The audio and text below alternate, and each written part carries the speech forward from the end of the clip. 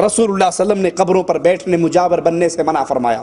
رسول اللہ صلی اللہ علیہ وسلم نے قبروں پر داتا کمپلیکس بنانے، قبہ بنانے، عمارت بنانے سے منع فرمایا.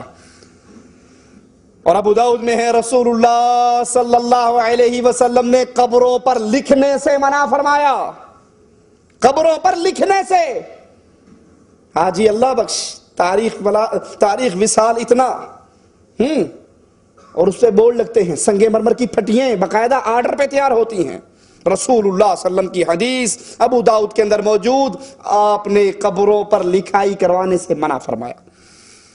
ابو حاتم نے اپنی صحیح میں صحیح سند سے روایت بیان کی. سنیے، اللہ کے لیے غور کیجئے. صرف غصے کی بنا پر اس کو ٹھوکر نہ مار دیجئے. یہ فرمان عام آدمی کا نہیں، یہ فرمان محمد رسول اللہ کا ہے صلی اللہ علیہ وسلم. اللہ کے پیارے حبیب فرماتے ہیں وہ لوگ انتہائی بدترین ہیں جو قبروں پر مسجدیں بناتے ہیں. جمعرات کو بابے کو سلام کرنے کے لیے جانے والوں، بچہ پیدا ہو جائے تو بابے کی قبر کی خاک چٹانے والوں، دعا مانگنے کے لیے فاتحہ پڑھنے کے لیے بابا جی کی قبر کی حاضری مارنے والوں، اللہ کے نبی کی صحیح حدیث آپ نے فرمایا بدترین لوگ وہ لوگ ہیں جو قبروں پر مسجدیں بناتے ہیں. امام مالک روایت فرماتے ہیں ان رسول اللہ صلی اللہ علیہ وسلم قال اللہم لا تجعل قبری وثنا یعبد اشتد غضب اللہ علی قوم اتخذوا قبور انبیائهم مساجدا. پہلے تو عام قبروں کی بات ہوئی، لیکن آئیے سنیے اللہ کے نبی صلی اللہ علیہ وسلم اللہ سے دعا کرتے ہوئے کیا کہہ رہے ہیں. عام مولوی کی قبر نہیں، پیر کی قبر نہیں، شیخ کی قبر نہیں، یہ قبر محمد رسول اللہ کی ہے. اللہم اے میرے اللہ لا تجعل قبری وثنا یعبد، اللہ میری قبر کو بت نہ بنا دینا. میری قبر کو وثن کہتے ہیں بت کو. کسی کی قبر کی جب اللہ کے علاوہ عبادت کی جائے، اس پہ طواف ہو، رکوع ہو، سجدہ ہو، نظر ہو، نیاز ہو، اس کے نام کی قسمیں کھائی جائیں تو وہ اس کو بت بنانے کے مترادف ہے، بھلے وہ قبر محمد رسول اللہ کی. اللہم لا تجعل قبری وثنا یعبد، اللہ میری قبر کو بت نہ بنا دینا، وثن نہ بنا دینا کہ لوگ اس کی عبادت کریں. اشتد غضب اللہ علی قوم اتخذوا قبور انبیائهم مساجدا. ایسی قوم پر اللہ کا غضب ٹوٹتا ہے، ایسی قوم پر اللہ کا عذاب ٹوٹتا ہے، غضب ٹوٹتا ہے جو انبیاء کی قبروں کو مسجدیں بنا لیں. جو انبیاء کی قبروں کو مسجدیں بنائیں ان پہ تو غضب ٹوٹتا ہے، اور جو مادو لال حسین کی قبر پہ عرس لگائیں، مادو لال حسین، انڈیا والوں سمجھے ہو نام کو یا نہیں؟ مادو آپ کے علاقے میں ہوتا ہے مادو یا نہیں ہوتا؟ مادو ہندو لڑکا تھا، لال حسین صوفی بزرگ تھا، دونوں میں عشق بازی ہو گئی. مادو ہندو بچہ اور لال حسین اس کا عاشق، دونوں کو مرنے کے بعد لاہور میں دفن کر دیا اور باقاعدہ طور پہ اس کا ٹھیک ٹھاک عرس لگتا ہے. مادو لال حسین عاشق معشوق کا عرس لگا ہوا ہے. یہ اولیاء اللہ ہے، بدماش ہیں یہ. اللہ کے نبی صلی اللہ علیہ وسلم اپنی قبر کے بارے میں کہہ رہے ہیں، انبیاء کی قبروں کے بارے میں کہہ رہے ہیں اشتد غضب اللہ علی قوم اتخذوا قبور انبیائهم مساجدا. جو نبیوں کی قبروں پر سجدے کریں، مسجدیں بنائیں، طواف کریں، نظر نیاز کریں، دعا کریں، پکاریں، ان پر اللہ کا غضب حلال ہوتا ہے. اور جو عاشق مشوق کی قبر پہ جا کر یہ سارا کچھ کرے تو وہاں کیا ہوگا؟ عبداللہ بن عباس سے روایت ہے کہ لات، شرک کیسے داخل ہوتا ہے سنیے. لات جس کو کفار مکہ پوجا کرتے تھے، یہ لات اللہ کا ولی تھا، حاجیوں کو ستو گھول گھول کے پلایا کرتا تھا. اور اس کے مرنے پر مجاہد رحمہ اللہ کا قول ہے کہ لات کے مرنے پر لوگوں نے اس کو دفن کرنے کے بعد اس کی قبر کی مجاورت شروع کر دی۔ اب بتاؤ جو کام کفار مکہ کرے اور ان کے دین میں حلال ہو، وہ کام مسلمان بھی کریں، وہ ایمان والا کام ہو سکتا ہے؟ قبروں پر مجاوری تو کفار مکہ کیا کرتے تھے، اور آج یہی کام ہمارے علاقے اور ہمارے معاشرے کے اندر مولوی صاحب اور صوفی صاحب، شیخ الحدیث صاحب کرتے ہیں۔ قبروں پہ چراغ جلانے کا رواج تو عام ہے، اور یہ چراغ جلانا قبروں پر کئی قسم کے شرک کا منبع ہے۔ عام بات نہیں ہے۔ ایک مولوی نے کہا یہ عام بات ہے، شرک نہیں ہے، لیکن یہ عام بات نہیں، یہ کئی قسم کے شرک کا گورکھ دھندا ہے۔ نمبر ایک، پہلا یہ کہ جو چراغ جلاتا ہے اس سے مقصود کیا ہوتا ہے کہ قبر والا مجھ سے راضی ہو جائے، تبھی جلاتا ہے نا، پھوکٹ میں کوئی جلائے گا؟ اسی لیے جلاتا ہے کہ قبر والا بابا مجھ سے راضی ہو جائے۔ تو راضی کس کو کرنا چاہیے؟ اللہ کو۔ جب اللہ کے علاوہ کسی اور کی رضا مقصود رکھو گے تو یہ شرک ہے۔ نمبر دو، چراغ جلانے والے کا یہ عقیدہ ہے کہ قبر والے کو چراغ جلانے کا علم ہوتا ہے۔ اگر اسے پتا ہو کہ اسے تو پتہ ہی نہیں لگنا کہ میں کب جلا کر گیا نہیں، تو کیا خیال ہے وہ جلائے گا؟ اس کا یہ عقیدہ ہے کہ یہ قبر والے کو چراغ جلانے کا علم۔ آپ تو چراغ جلانے کی بات کرتے ہو، یہ ہمارے ہاتھ میں ملفوظات احمد رضا خان صاحب بریلوی ہے، اس ملفوظات کے اندر وہ حضرت جی قبر پہ جانے کا طریقہ کار بیان کرتے ہیں، اور کہتے ہیں جب تم قبر پر جاؤ، قبر پر جانے کے لیے میت کے سامنے سے آؤ، 271 صفحے پر، میت کے سامنے سے آؤ، اس کے سرہانے سے ہو کر نہ آؤ۔ کیوں؟ کہتا جب تم میت کے سامنے سے آؤ گے نا تو میت کو دیکھنے میں تکلیف نہیں ہوگی، اسے پتا ہوگا کون آ رہا ہے، اور جب منڈی کے پیچھے سے آؤ گے تو اسے بھی موڑ کر دیکھنا پڑے گا کون آیا تھا، مردے کو تکلیف ہوگی۔ ہاں واللہ، جب میت کے پاس آؤ تو سامنے سے آؤ۔ تو چراغ قبر پہ جلانے والا، دیا جلانے والا، اس دیے کا تیل اپنے کانوں میں ڈالنے والا یہ عقیدہ رکھتا ہے کہ اس بابے کو سارا پتا ہے میری قبر پہ چیڑا آیا ہے، چیڑی آئی ہے، مرید آیا ہے، مریدنی آئی ہے، خالی آئے ہیں یا اونٹ پہ بیٹھ کے آئے ہیں۔ اور نمبر تین، وہ چراغ جلانے والا اس نیت سے جلاتا ہے کہ میرا بچہ بولتا نہیں، چراغ جلاؤں گا تو یہ بابا میری بگڑی ہوئی کو بنی ہوئی کر دے گا۔ وہ چراغ جلاتے ہوئے کہتا ہے بری بری سرکار بری، میری کھوٹی قسمت کر دے ہری۔ وہ چراغ جلاتے ہوئے کہتا ہے آئے ہیں تیرے در پہ تو کچھ لے کر جائیں گے، دے داتا دے داتا دے داتا۔ اس قبروں پر قبے بنانے سے، داتا کمپلیکس بنانے سے، قبروں پر خانقاہیں قائم کرنے سے، مزار بنانے سے اس امت کے اندر کتنا فساد پھیلا۔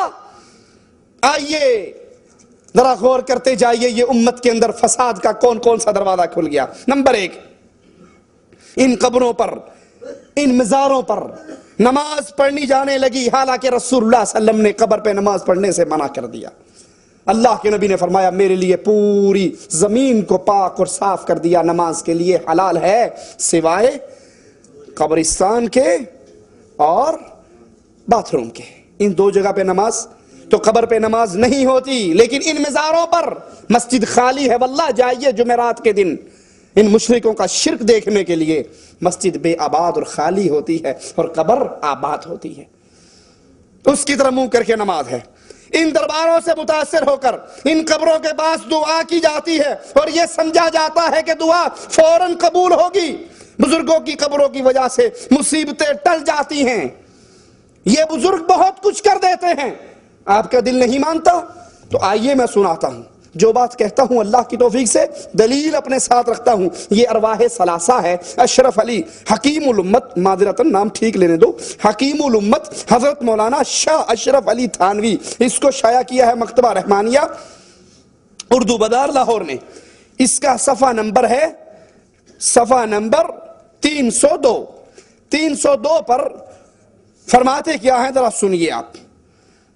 مولانا قاسم نانوتوی کے بارے میں کہتے ہیں، فرمایا مولوی معین الدین صاحب حضرت مولانا محمد یعقوب صاحب کے سب سے بڑے صاحبزادہ تھے۔ یہ مولوی محمد یعقوب صاحب کی کرامت سنیے۔ وہ حضرت مولانا کی ایک کرامت جو ان کے مرنے کے بعد واقع ہوئی بیان فرماتے ہیں کہ نانوتوا شریف کے اندر بہت زیادہ بخار پھیل گیا، جو شخص مولوی یعقوب کی قبر سے مٹی لے جا کر باندھ لیتا اس کا بخار اتر جاتا۔ اتنا مشہور ہوا، لوگوں نے مٹی اٹھانی شروع کر دی. یہاں بھی آتے ہیں تو مدینے سے خاک شفا کی ڈھیلے لے کر جاتے ہیں، جس کے کھانے سے پیٹ میں کیڑے پڑتے ہیں شفا نہیں ہوتی. شفا اتارنے والا کون؟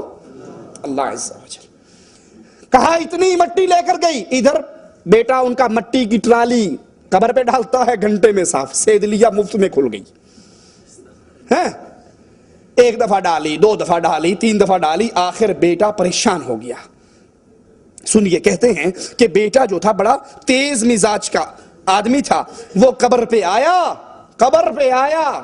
صرف شاہ بریلوی صاحب نہیں مان رہے کہ مردے کو سارا پتا ہے، یہ حضرت دیوبندی صاحب بھی فرما رہے ہیں. وہ قبر پہ آیا، بہت تیز مزاج تھا، کہنے لگا ابو آپ کی کرامت ہوگی، ہماری مصیبت ہو گئی. ادھر مٹی ڈالتے ہیں، ادھر پھٹا صاف ہو جاتا ہے. یاد رکھو، اگر اب کے بعد کوئی ٹھیک ہوا تو مٹی نہیں ڈالیں گے، ایسے ہی پڑے رہیو. لوگ جوتے پہن کے تمہارے اوپر سے گزریں گے. کہا بس اسی دن سے پھر کسی کو آرام نہیں آیا. وہ نیچے سے پینا ڈال کے ٹیکے ڈال رہا تھا، وہ نکال لیا اس نے. اس کے بعد پھر کسی کو آرام نہیں آیا. جیسے مشہور ہوا تھا کہ آرام آ جاتا ہے، ویسے ہی شہرت ہوگی کہ پہلے آتا تھا. جب سے یہ ڈر ہو گیا کہ بیٹا مٹی نہیں ڈالے گا، آرام آنا بند ہو گیا. یہ بدترین قسم کی بدعت ہے. اور یہ عقیدہ رکھنا کہ یہ بزرگ تصرف کر سکتے ہیں، شفا دے سکتے ہیں، ان کی مٹی سے شفا ہو جاتی ہے، یہ عقیدہ رکھنا بدترین قسم کا شرک بن جاتا ہے. دربار پر قبے بنانے والے، ان پہ چراغ جلانے والوں پر اللہ کے نبی کی لعنت اور پھٹکار ہے. درباروں کی وجہ سے مسجدیں ویران ہو گئی، دربار آباد ہو گئے. مسجدیں ویران ہو گئی، دربار. جس نے کسی کو ٹائم لینا دینا ہوتا ہے کہتے امی میں بابا کو سلام کرنے چلی، اور فون کر دیتی اتنے بجے پہنچ جاؤں گی، کوئی اور سلام کرنے آ جاتا.